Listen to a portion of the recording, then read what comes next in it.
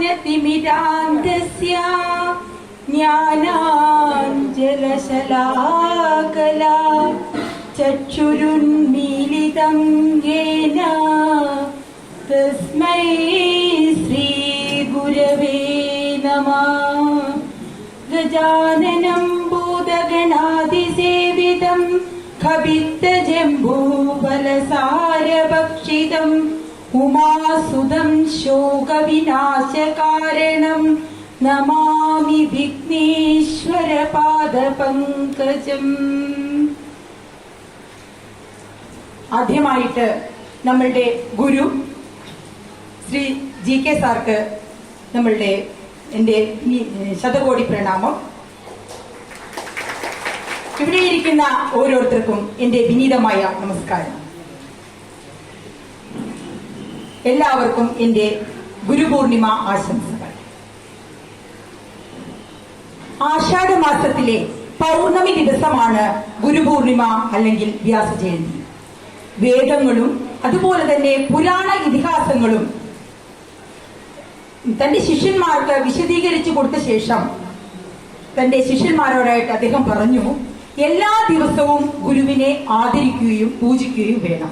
എന്നാൽ പ്രത്യേകിച്ച് വർഷത്തിലൊരിക്കൽ ആ ഗുരുവിനെ പൂജിക്കുന്നതോടൊപ്പം ഗുരുദക്ഷിണ സമർപ്പിച്ച് ഒരു ആഘോഷവുമാക്കി മാറ്റാം.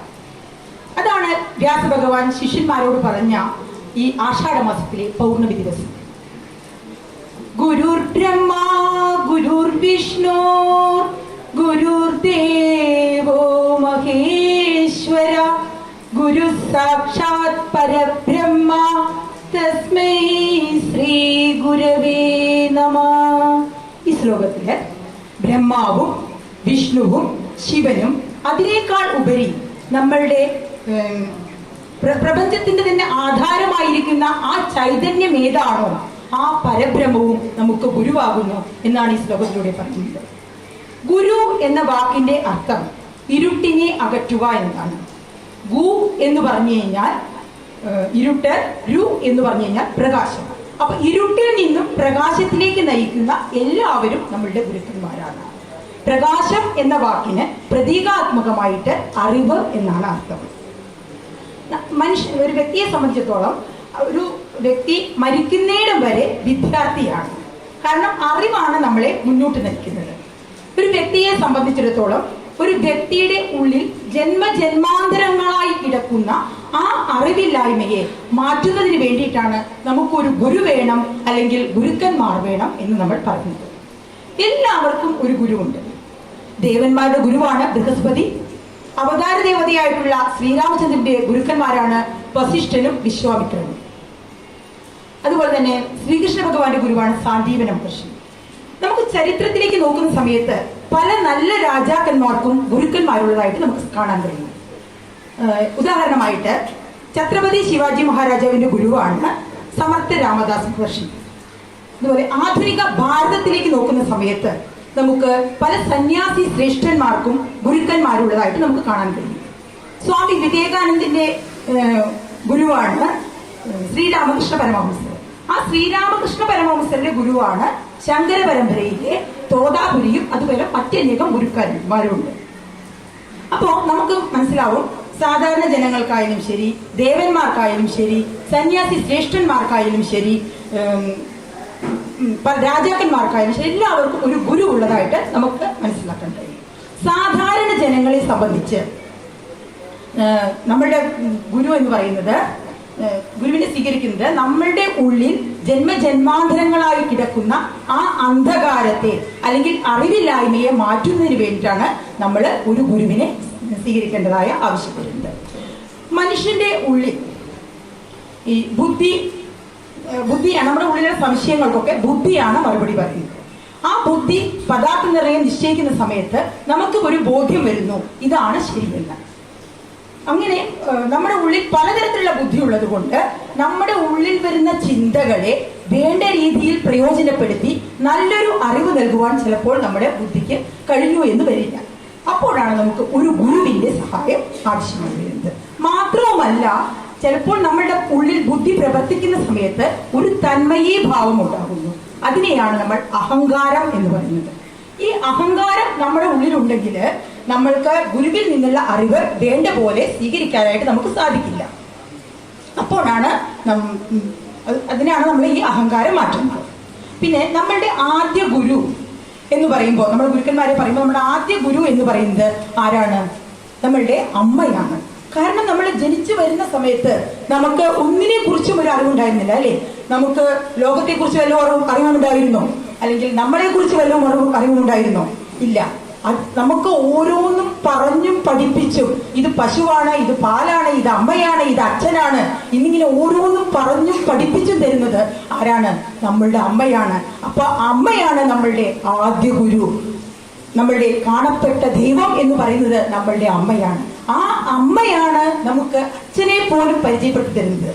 ആ അച്ഛനാണ് നമുക്ക് ഗുരുക്കന്മാരെ പരിചയപ്പെടുത്തി തരുന്നത്. കൈപിടിച്ച് സ്കൂളിലൊക്കെ കൊണ്ടുപോയിട്ട് നമുക്ക് ആദ്യമായിട്ട് ഗുരുക്കന്മാരെ പരിചയപ്പെടുത്തുന്നത് ആരാണ്? നമ്മളുടെ അച്ഛനാണ്. അപ്പോ ഒരു സീക്വൻസ് തന്നെയുണ്ട്: മാതാ, പിതാ, ഗുരു, ദൈവം, അല്ലെ? ഇനി അതിനു പുറമെ നമ്മളുടെ വീട്ടിലുള്ള മുത്തശ്ശി, മുത്തശ്ശൻ, അങ്ങനെ വേണ്ടപ്പെട്ട മുതിർന്ന എല്ലാവരും നമ്മുടെ ഗുരുക്കന്മാരാണ്. കാരണം നമ്മൾക്ക് ചെറുതോ വലുതോ എന്തെങ്കിലും ഒരു അറിവ് നമുക്ക് അവരെല്ലാം പകർന്നു തന്നിട്ടുണ്ടാവും. ചെറിയ അറിവായാലും വലുത് അറിവായാലും നമുക്ക് അറിവ് പകർന്നു തരുന്ന എല്ലാവരും നമ്മളുടെ ഗുരുക്കന്മാരാണെന്ന് നമ്മൾ മനസ്സിലാക്കുക. അതുപോലെ ശാസ്ത്രവും സംസ്കാരവും പറഞ്ഞു തരുന്ന അവരും നമ്മളുടെ ഗുരുക്കന്മാരാണ്. അങ്ങനെ നമ്മൾ ഈ ഭൗതിക ജീവിതമൊക്കെ നയിച്ച് നമ്മളൊരു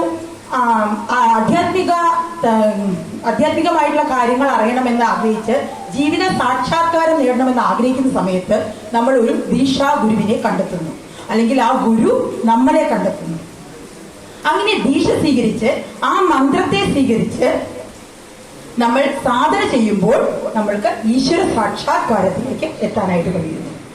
ഇങ്ങനെ നമ്മള് ഗുരുതത്വങ്ങളൊക്കെ നമ്മൾ സ്വീകരിക്കണമെങ്കിൽ നമ്മളുടെ ഉള്ളിലുള്ള അഹങ്കാരം മാറി, അജ്ഞത മാറി, പരിശുദ്ധമായ ഒരു അറിവ് നേടണമെങ്കിൽ നമ്മൾക്ക് എന്ത് വേണം? നമ്മുടെ സ്വഭാവത്തെ നമ്മൾ ചുറ്റപ്പെടുത്തിയെടുക്കണം. കാരണം നമ്മൾ വിനയാന്വിതമായിരിക്കണം. അഹം എന്നുള്ള ഭാവം നമ്മളുടെ ഉള്ളിലെങ്കിൽ ഉണ്ടെങ്കിൽ നമ്മൾക്ക് ഗുരുവിൽ നിന്നുള്ള അറിവ് വേണ്ട പോലെ സ്വീകരിക്കാനായിട്ട് സാധിക്കുകയില്ല. അതുകൊണ്ട് നമ്മളിൽ നിന്നുള്ള അഹങ്കാരം മാറ്റണം. നമ്മൾ വിനയമുള്ളവരായി, നമുക്ക് എന്തെങ്കിലും അറിവുകൾ ഉണ്ടെങ്കിലും നമ്മൾ ഒരു ഗുരുവിന്റെ മുമ്പിൽ ചെന്നിരിക്കുമ്പോൾ നമ്മൾക്ക് ഒന്നും അറിയില്ല എന്നുള്ള മനോഭാവത്തോടു കൂടിയാണ് നമ്മൾ ഇരിക്കേണ്ടത്. അപ്പോഴാണ് നമുക്ക് ആ ഗുരുവിൽ നിന്നുള്ള അറിവ് വേണ്ട പോലെ സ്വീകരിക്കാനായിട്ട് സാധിക്കുകയുള്ളൂ. പിന്നെ നമ്മൾ ഈ ഗുരുപരമ്പരയിൽ നിന്നുള്ള അറിവൊക്കെ നമ്മൾ നേടി, എന്നിട്ട് അപ്പോൾ എന്തുണ്ടാവുന്നു? നമ്മുടെ ഉള്ളിൽ ഉള്ള അഹങ്കാരം മാറി അച്ചടക്കം, ജീവിതത്തിലെ അനുസരണ, അതുപോലെ സേവന മനോഭാവം, സമർപ്പണ ജീവിതം, അങ്ങനെ ഒട്ടേറെ ഗുണങ്ങൾ നമുക്ക് ഒരു ഗുരുവിൽ നിന്നുള്ള അറിവ് നേടുന്നതിലൂടെ നമുക്ക് ലഭിക്കുന്നു. ഇപ്പോ നമ്മളുടെ ചിന്തകൾ നമ്മുടെ ഉള്ളിലുള്ള ബുദ്ധി നേർ രീതിയിൽ പ്രവർത്തിച്ചില്ല എങ്കിൽ നമ്മളുടെ ചിന്തകൾ എന്ത് ചെയ്യുന്നു? അബദ്ധതലത്തിൽ എത്തിച്ചേരുന്നു. അപ്പോഴാണ് നമുക്ക് ഒരു ഗുരുവിന്റെ ആവശ്യം വരുന്നത്. ഇനി അതുപോലെ തന്നെ നമ്മുടെ സമാജത്തിനും രാഷ്ട്രത്തിനും ഒരു ഗുരുസങ്കല്പമുണ്ട്. വേദത്തിലെ യജ്ഞ സംസ്കാരത്തെ കുറിച്ച് നമ്മൾ പറയുമ്പോൾ, നമ്മൾ ഹവിസ് സമർപ്പിക്കുമ്പോൾ അഗ്നിയെ ഇതം ന മമ എന്നാണ് പറയുന്നത്. കാരണം ഇത് അഗ്നിക്ക് വേണ്ടിയാണ്. ഇപ്പോ സാങ്കേതികമായിട്ട് നമ്മൾ ഹവിസ് നമ്മുടേതെന്ന് പറഞ്ഞ് സ്വരൂപിച്ചിട്ടുള്ളതാണ്. പക്ഷെ അത് കൊണ്ടുവന്നത് എവിടെ നിന്നാണ്? സമാജത്തിൽ നിന്നാണ്. അതുകൊണ്ട് യജ്ഞവും സമാജത്തിന് വേണ്ടിയാണ്. അപ്പോ ആ ഒരു മനോഭാവം നമ്മളുടെ ഉള്ളിൽ ഉണ്ടായിരിക്കണം. പിന്നെ പഞ്ചഭൂതങ്ങളിൽ പരിശുദ്ധമായിരിക്കുന്നത് അഗ്നി ആയതുകൊണ്ട് അഗ്നിയെ നമ്മൾ വേദത്തിലെ പുരോഹിതനായിട്ടാണ് കാണുന്നത്. ആ സങ്കല്പം അഗ്നി എന്ന തത്വത്തെ ഗുരുവായും പുരോഹിതനായിട്ടും ദേവതയായിട്ടും ഒക്കെ കാണുന്നു. അപ്പൊ നമുക്ക് മനസ്സിലാക്കാൻ കഴിയുന്നത് ഈ തത്വത്തെയും നമ്മൾ ഗുരുസ്ഥാനത്തേക്ക്, വ്യക്തികളെ മാത്രമല്ല തത്വത്തെയും നമ്മൾ ഗുരുസ്ഥാനത്തേക്ക് കാണുന്നു എന്ന് നമ്മൾ മനസ്സിലാക്കുന്നു. അതായത് അതുപോലെ തന്നെ വ്യക്തികളെ ഗുരുസ്ഥാനത്തേക്ക് കാണുന്നത് പോലെ തന്നെ നമ്മൾ തത്വത്തെയും ഗുരുസ്ഥാനത്തേക്ക് കാണുന്നു. അത് സമാജത്തിന്റെയും രാഷ്ട്രത്തിന്റെയും ഒക്കെ തത്വസംഹിതകളും നമ്മൾ ഗുരുസ്ഥാനത്തേക്ക് കാണുന്നുണ്ട്. ഇങ്ങനെയൊക്കെ നമ്മൾ ചിന്തിക്കുമ്പോൾ, ഇത് ഭാരതത്തിന്റെ മാത്രം ഒരു പ്രത്യേകതയാണ്. ഇങ്ങനെയുള്ള കാര്യങ്ങളൊക്കെ നമ്മൾ ചിന്തിക്കുമ്പോഴാണ് നമ്മൾ വർഷത്തിലൊരിക്കൽ ഗുരുവിനെ ആദരിക്കണം, പൂജിക്കണം. അതുപോലെ തന്നെ എല്ലാ ദിവസവും നമ്മൾ ഗുരുവിനെ ആദരിക്കുകയും പൂജിക്കുകയും വേണം. അതുപോലെ തന്നെ വർഷത്തിലൊരിക്കൽ നമ്മൾ ഗുരുവിനെ പൂജ ചെയ്യുന്നതോടൊപ്പം നമ്മളുടെ തനമന ധനപരമായിട്ടുള്ള ഒരു സമർപ്പണം ഗുരുവിനും അതുപോലെ നമ്മുടെ സമാജത്തിനും ചെയ്യണം എന്നുള്ള ബോധത്തോടു കൂടിയാണ് നമ്മൾ ഈ ഗുരുപൂർണിമ ആഘോഷിക്കുന്നത്. ഇത്രയുമാണ് എനിക്ക് ഗുരുപൂർണിമയെ കുറിച്ച് നിങ്ങളോട് പറയാനുള്ളത്.